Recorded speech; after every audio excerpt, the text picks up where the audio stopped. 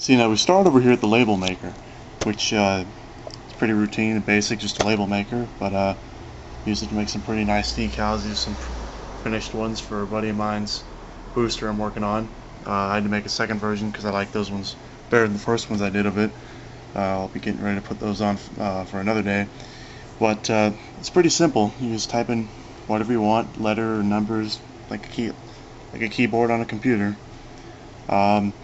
You only have about like 6 or 7 font styles, from pretty big to insanely small. You only have 2 different types of fonts, which is actually pretty good. But so we're gonna get rolling here. I have to print out another number 1. I gotta get the size down to about 36, I think. Prints out over here, and that is what I'm looking for. And at first what you do is you take some scissors and you cut off the sides. We're going to go do that next, but pretty easy to do this. Just depends on a lot of times if the lettering, before I paint the locomotive, I often get a feel for how the lettering looks, and I will typically print out the decals beforehand. But this was an undecorated 3-truck Bachmann Climax, so just making my own lettering, this thing on my own design.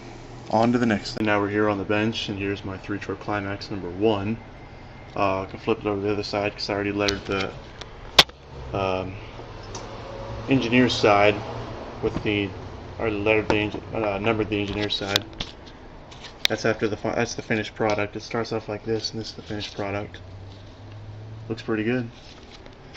So now flip it back over to the other side and show you how I do this type of lettering. So I'm just going to kind of crouch here, but take the decal paper.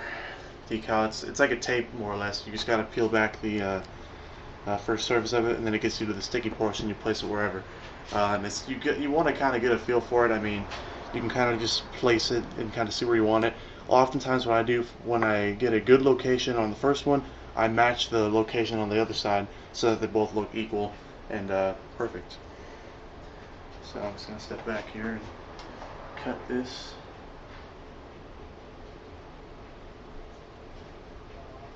You don't have to be perfect because you'll go back and trim it later with a razor blade, but you want it pretty close.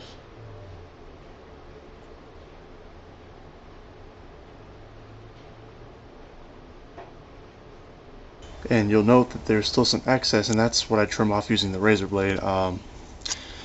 This is the razor blade. It's works very well at trimming the excess, and it's not taped down right now because there's still the white background. It's clear. So now I'm going to remove the tape and we're going to get started. So you just got to pull back the covering that covers the tape, exposing the sticky half of it. So you pull back the white paper. It is simply clear, number 1. And from looking at from the engineer's side, I positioned the number 1 almost in between this cab window here. So doing that, what I want to be able to do is try to pinpoint exactly where it was on the other side, and the way you do that is either counting rivets, which is somewhat of a pain, or using something like a window, or if like later on the truck you'll be able to like spacing because there's 3 lines of rivets. I mean, it can sometimes be kind of a pain, but once you get it down, it works pretty well. And I remember the tape was touching the rivet line.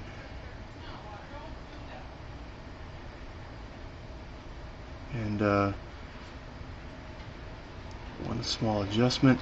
And when you think you got your location, just want to press down on it, but you don't want to move it too much because the tape might move until you get it fully sealed down.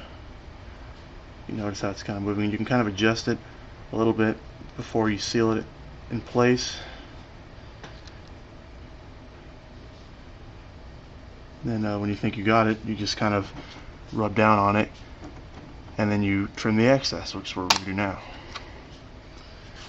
And on most cases with the lettering, I won't trim out, like you'll notice on the other side what I did with the 1 was I literally trimmed all the tape around it. I usually don't do that for the lettering because it's become more of a pain and it doesn't look too bad with the trim, because on lettering I usually, because it's one straight line, it doesn't go up and down and much of the diagonals like the number 1 does. So I can usually just cut the lines on top and the bottom and the sides and it'll look pretty good. But on a single number, it's best to try to cut around all the tape that's on the outside of the number. So that's what we're going to do.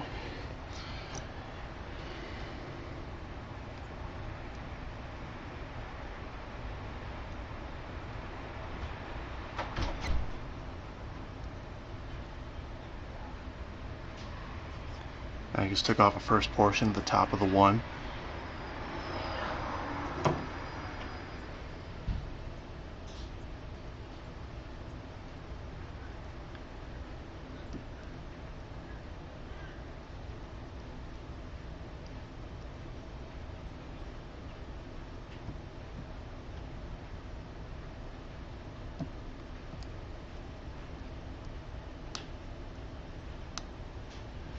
And when you essentially what you're trying to do is you try to cut like two lines. You cut down like the side and then the bottom, so you can peel off the tape pretty easily. So when you cut the lines out, you can kind of peel back. It should come out pretty well. You may have to do a little bit more precise cutting.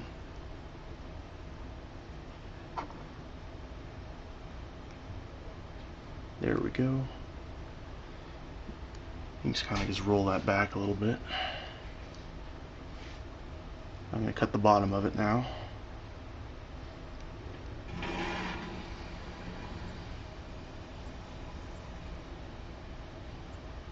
And don't cut beyond, well for me I always tell this myself, don't cut beyond the letter or the number because you don't want to scratch the surface of the paint around it.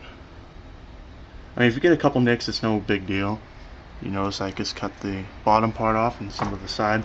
And it's, a lot of times it becomes difficult to do these little fine trimming, but if you have a really sharp razor, it'll do the job. Just kind of cut around this.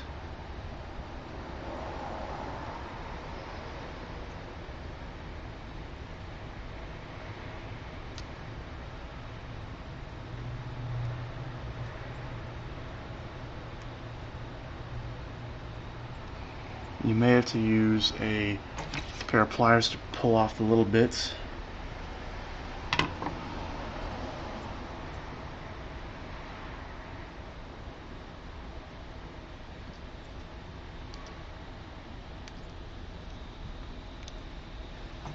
Just kind of cleaning up some of the marks over there. Now time to do the left side of the number one.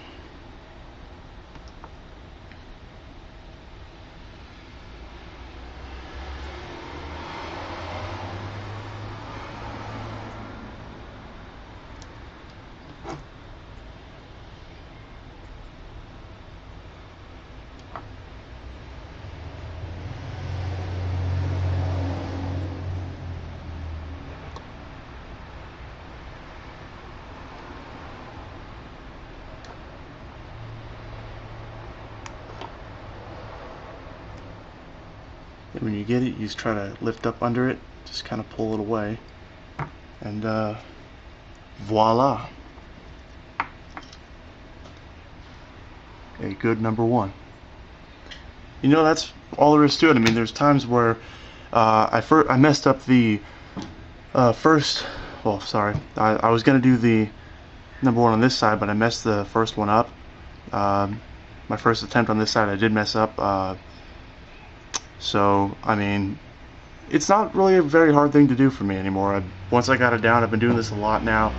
Now I'll probably be working on doing the tender tank lettering for the third truck. You know, but yeah, it's a lot of fun to do it, and in a case like this, the results are pretty great. When you get them on both sides, I mean,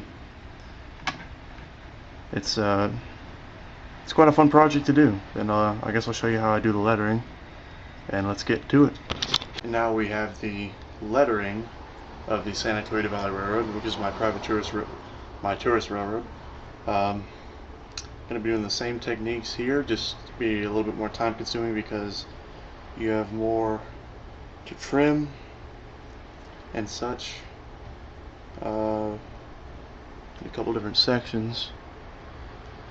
Because being this is a climax locomotive and only the lettering is on one truck, the rear truck to be exact, it becomes quite a challenge to, I mean, it just a matter of preference on where you want to place your letters and your road name lettering. I mean, just it's up to you. It took me a little while to kind of figure out what I wanted to do.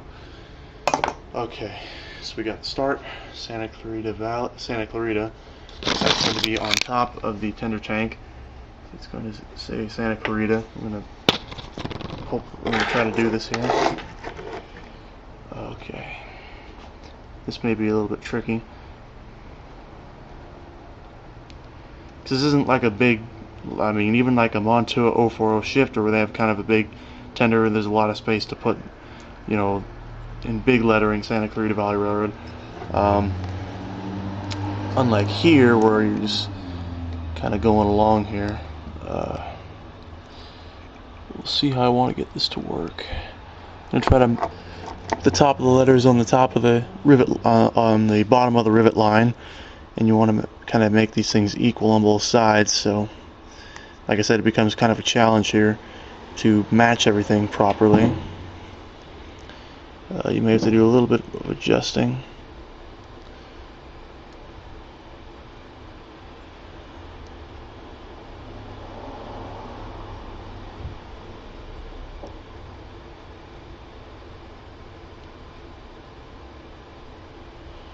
It's kind of at an angle. I don't want that. You want it to be kind of level and flat.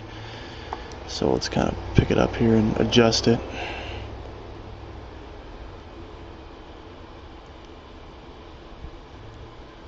And there we go. We're on our way. You get it like there. I mean, sorry it's blurry, but because it's kind of zoomed out more. Now we can start the trimming process. Let me just try to angle the camera right here. Alright, excellent. Okay.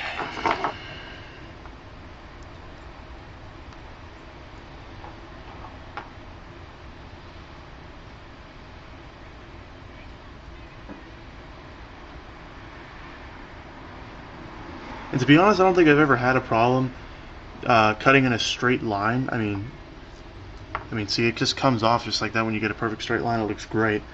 But to be honest, I don't think I've ever had a problem cutting in a straight line with this razor blade. Yeah, I mean, you just keep a steady hand and you apply a little bit of pressure. Like I say, you don't want too much because you don't want to scratch the surface of the paint. But when you just kind of dig into it, there we go. And oftentimes what I do, I'll stick the razor blade to the back of the tape that I'm cutting off, so it just kind of rolls away from it. But at times it may be a little bit tricky. And actually I'll separate the distance between the A and the C so it looks a little better. Whoa, hang on. It started to come off a little bit. Let's seal that back down.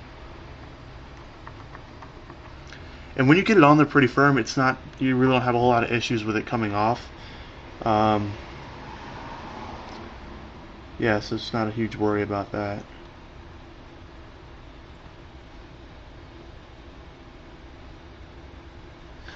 Essentially just trying to get the right distance, you know, and trying to get a good cut without harming the letters becomes quite a challenge. I kind of cut in like a V shape because I cut off the A. I cut like because the A is at an angle, so I made it like a V shape kind of cut. I did not cut around the C because that'd be quite a challenge, and I don't really need to make it that complicated.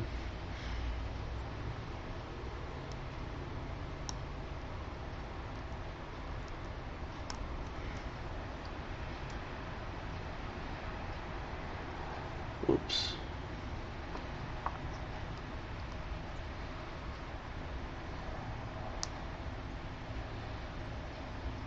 There we go. Do a little bit of trimming below the C without harming it.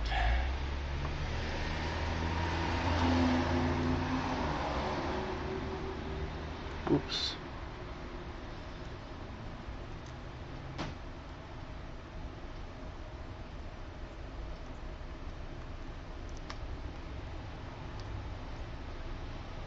Ooh, whole clarita came off. See if we can try to get this back on right.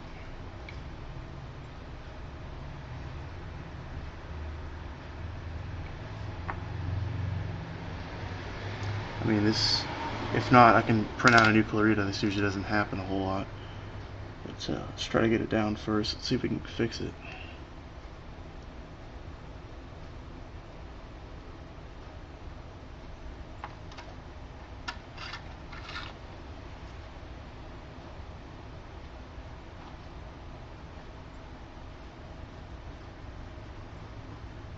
Just kind of rub it in, secure it properly, because the problem with when you're putting it over rivet lines is you may not get we'll just have to see how well this holds, but like I said, the problem with doing it over a rivet line is you're going to have some spots where it may not be fully secured down to the tank or tender or whatever, but it's typically not a huge problem. But you can see there's a Santa Clarita.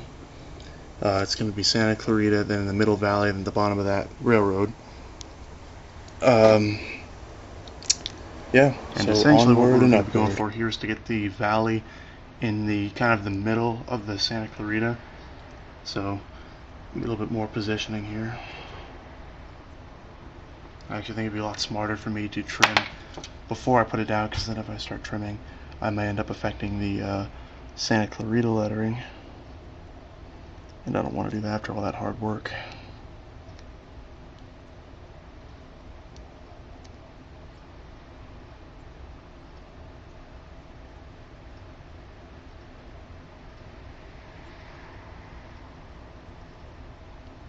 Okay, use a screwdriver to help pick it off.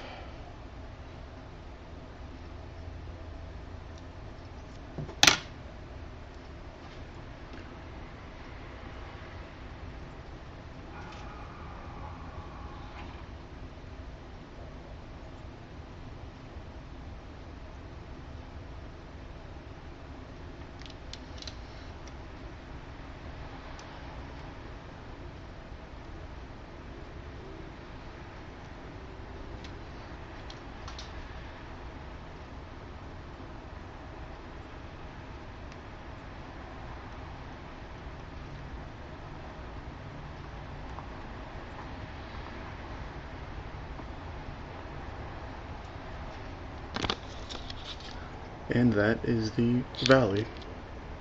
Then at the bottom of that it will say railroad. Coming along pretty good.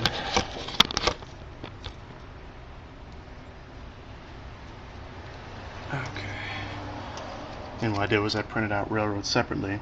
I could have done the same for valley, but I didn't, so. And I'll be doing the same thing I did with the valley. I'll be trimming it to the fullest extent before I put it on, so that I don't affect the previous lettering already. Redo that. And that's the thing though, don't be so afraid to mess up, because I try not to mess up because I only have a limited supply of that decal paper. That's my only, well, they come in, it's like the type of package they come in. This one is white, it's black on white, which looks kind of bad, but I only have one of these for the white on clear, which I had to pay like 15 bucks for off Amazon. So I'm trying to consume less paper and trying to get it right the first time. But you know, if you mess up, don't worry about it. So in this case, we're just going to trim off the side portions, then remove the tape cover, then trim the rest. Because see, if I put it down like that, I will be cutting. If I put it where I'm going to put it, I have to trim off this excess, and that excess is on top of the valley, and I don't want to affect that. So that's why I'm trimming it with these scissors before it goes on, which essentially saves me some time because I don't have to trim it when it's on the tender tank. But it's whatever. Sorry, I'm trying to do this in front of the camera. Let's see. That looks pretty good. Alright, let's get it off.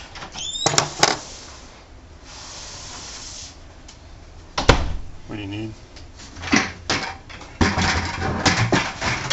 And here's the finished product. It's kind of time consuming, but I mean, just pace yourself. A lot of times, if I'm just doing numbers, I'll do both in one day.